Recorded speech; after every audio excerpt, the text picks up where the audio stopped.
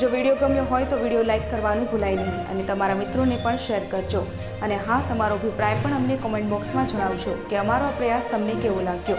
દરરોજના મુખ્ય સમાચાર મેળવવા માટે અમારી ચેનલ ત્રિશુલ ન્યૂઝ સબસ્ક્રાઇબ કરવાનું ભૂલાય નહીં. જો આ વિડીયો તમે ફેસબુકમાં જોઈ રહ્યા છો તો વિડીયો લાઇક કરી દેજો અને હા, સાથે સાથે અમારા ત્રિશુલ ન્યૂઝ પેજને પણ લાઇક કરી દેજો. ધન્યવાદ.